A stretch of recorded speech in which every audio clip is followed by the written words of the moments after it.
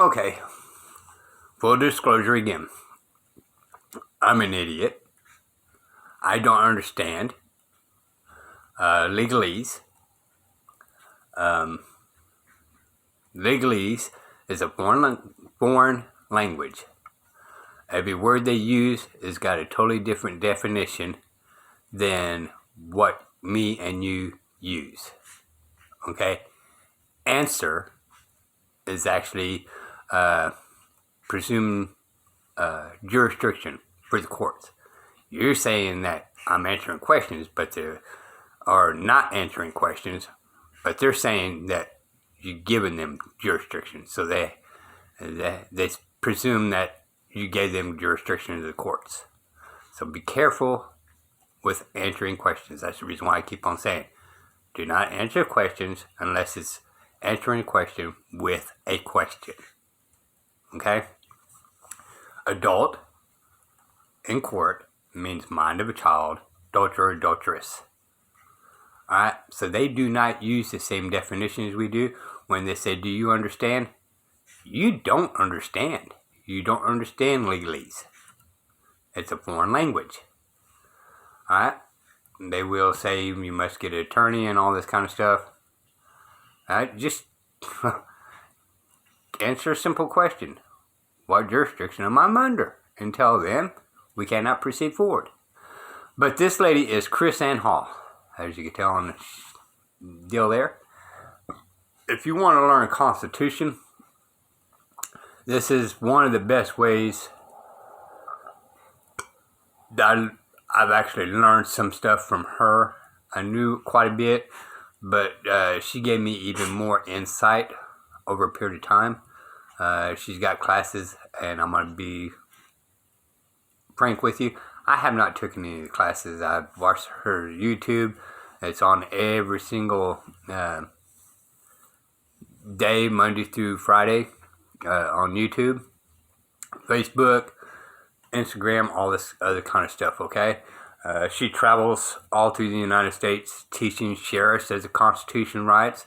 So please give her your support. If you can donate to her, because she goes out and travels and teaches. Reason why we have I don't, but reason why New Mexico actually has one of the sheriffs up there challenging the governor is because she taught a couple of sheriffs of the Constitution duties of the sheriff. And we need more sheriffs that is in New Mexico itself. So this is more of a just kind of a quick introduction about a republic, if we can keep it. Goes in a little bit more details. This sounds like she's a Republican. She is neither one. She's a Constitution girl. She'll call out Republicans just as quick as she would call out Democrats. Alright? But in this video, she sounds more like a Republican just because of the unconstitutional thing that the other side's doing. Okay? How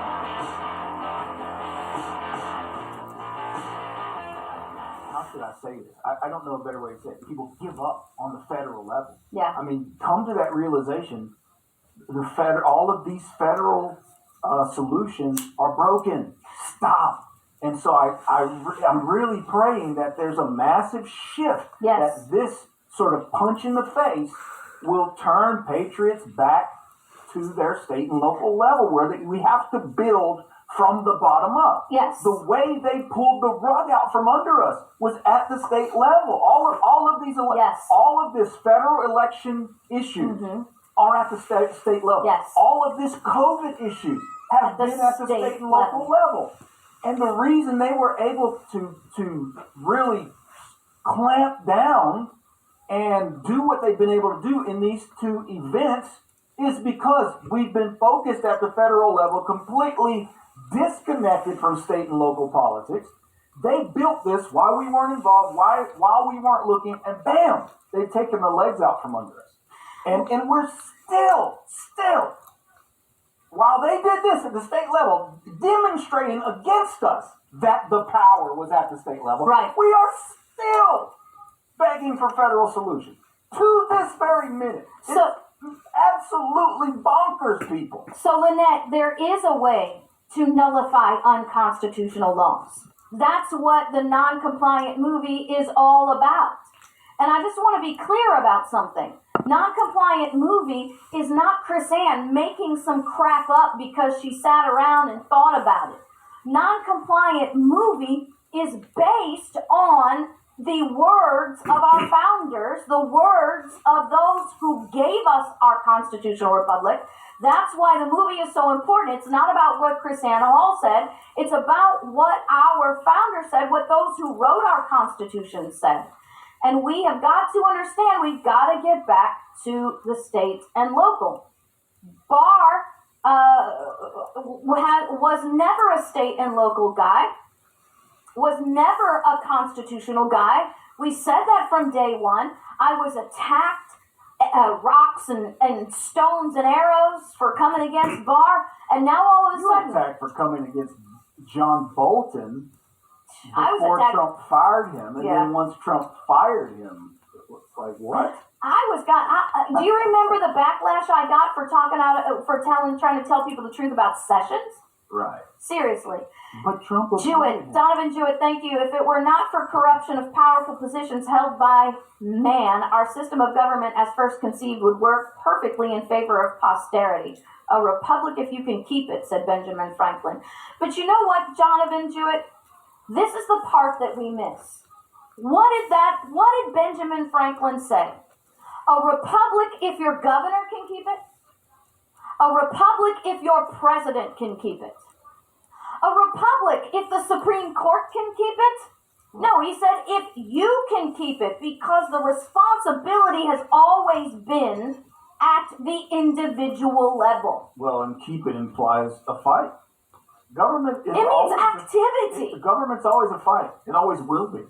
You're not going to be able to be at peace with government because just government is inherently a power structure, and it's going to attract people who want to use that power for their own advantage Yeah. and to control people. So Yeah.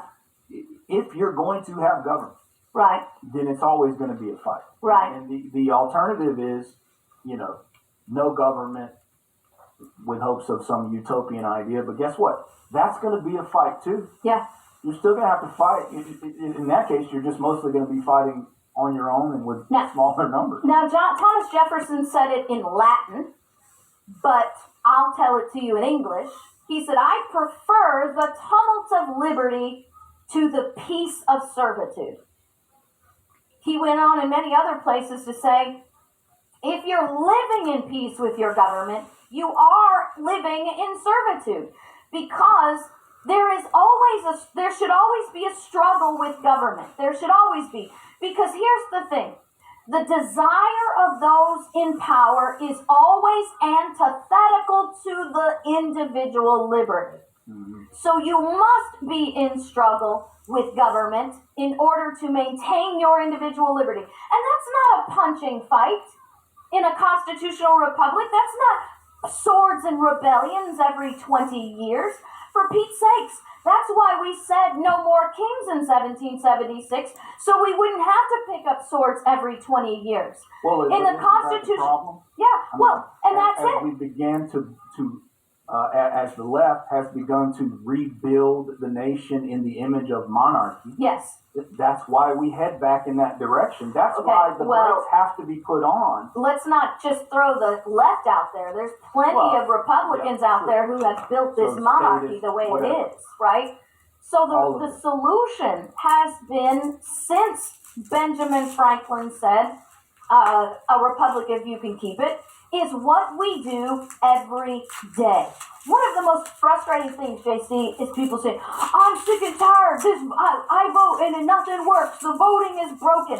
And I think what we're seeing, because this election thing has turned into a complete fiasco, you have people going, they equate the loss of America to the faulty function of our voting system. Well, I'm sorry. The loss of America is not tied to the faulty voting system.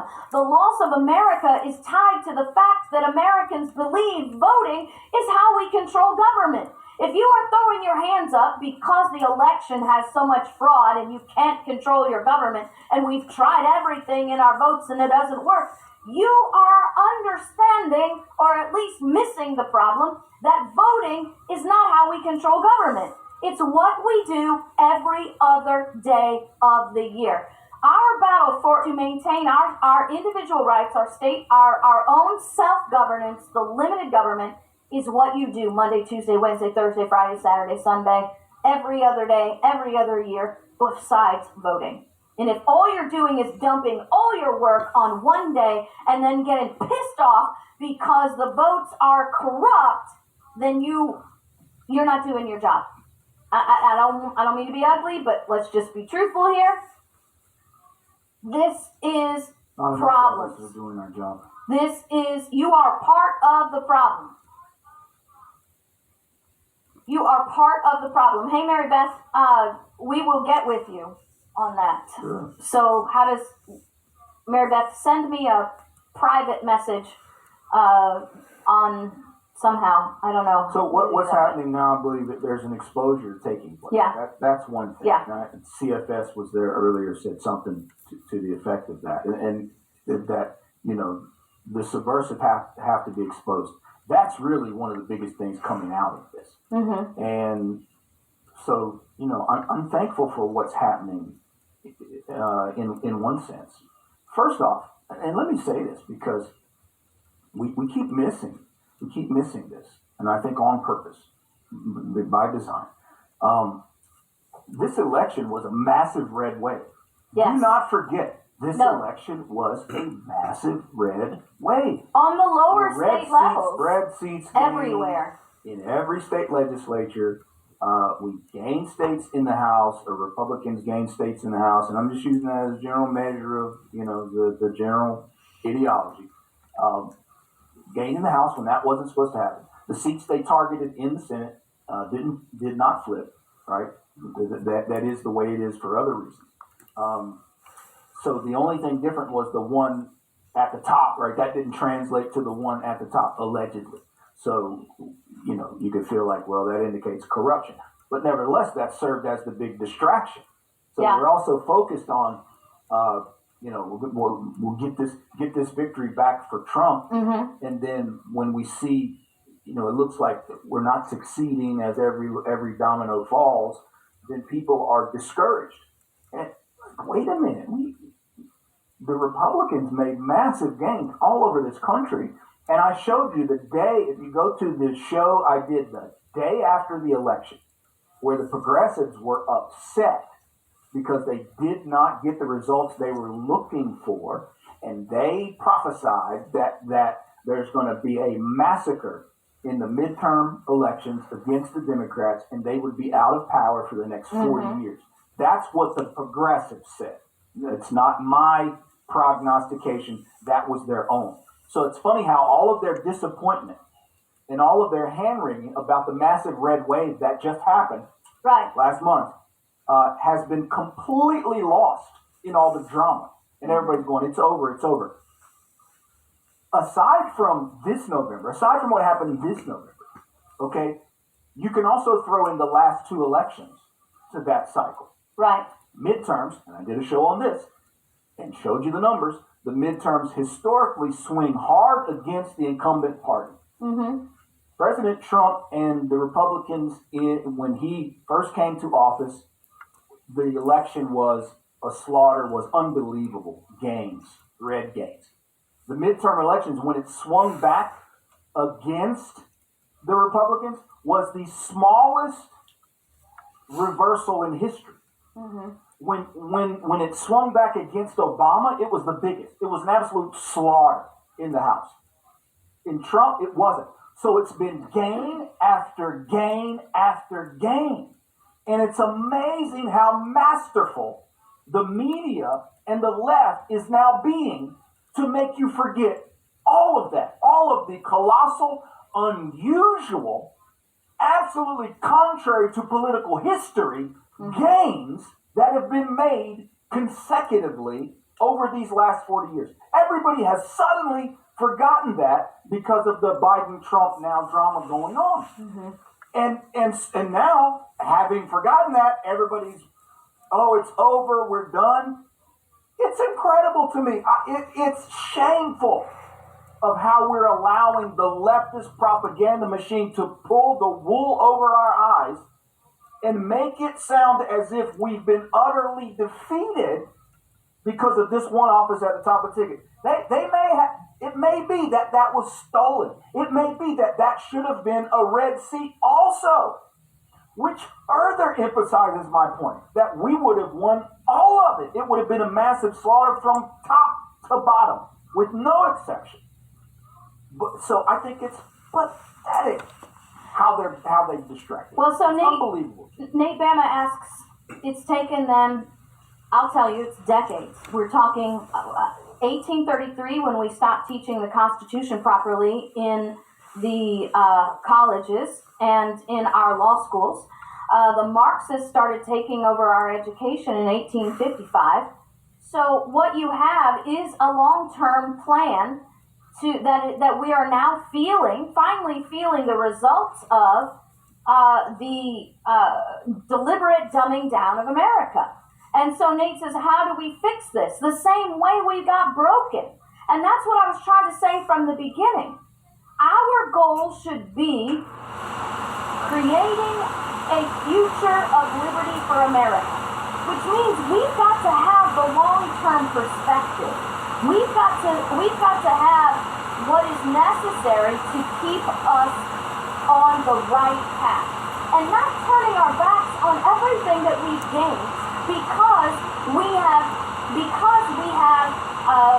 we're frustrated with an election, because we're frustrated with people, because we're frustrated with parties. We need to keep plugging away. Yeah. Do you know what? We cannot let back us up. go backwards. No. From all the massive No. gains that we've made in the last 4 years. No. You can't let them reverse that by buying their narrative that it's all over. Yeah. This is crazy. This is It's nuts. Like, this would be like, you know, a heavyweight prize fight where you've got the guy on the ropes, one more punch, and you will knock him out. Yeah. Yet your corner throws the towel in and gives him the victory.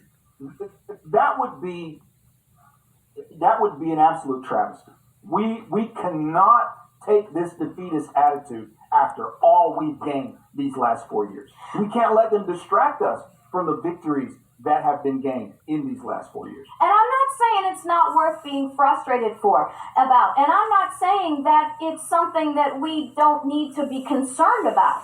We do need to be concerned. But if there's, you were talking being about, leveraged against it is. Against us. It is. You throw up your hands and give up. First off, let me just put this out there because I have been talking about this now until I've been blue in the face for 7 years. This is what we must understand, okay? JC, we've got governors shutting down businesses.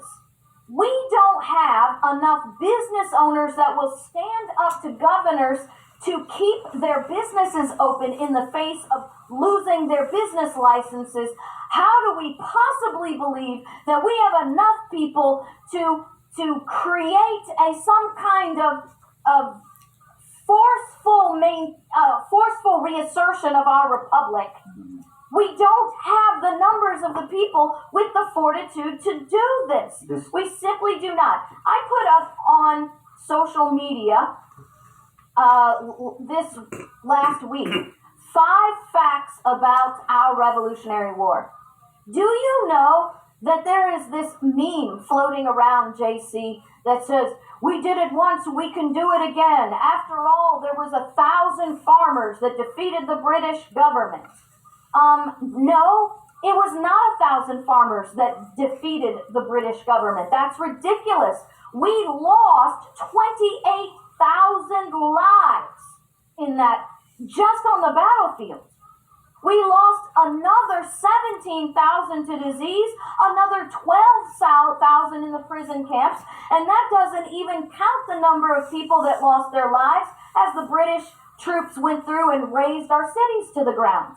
It was not. We had the French, we had the Spanish, we had the Dutch helping us, we had all of this. And I don't think people realize we fought for 7 years. That was a 7-year war that cost us, in today's terms, $29 billion.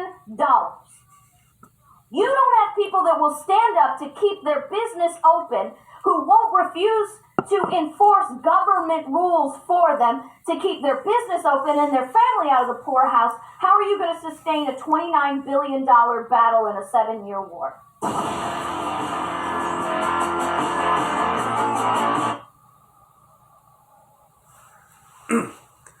Okay, so I'm just going to remind y'all.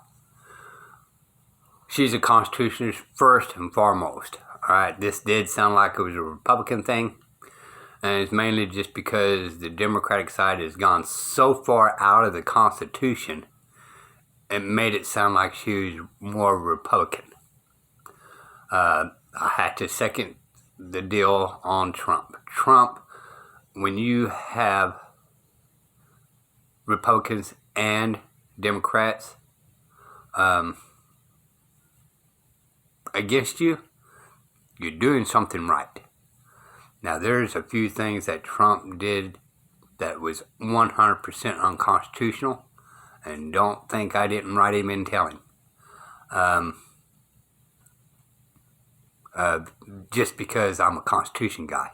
And if it was Biden that did it or Obama, I would have wrote them too.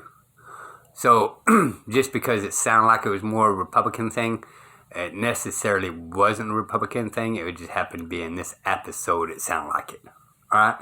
But give her a look. Can't go by this one particular video of her. Check her out. And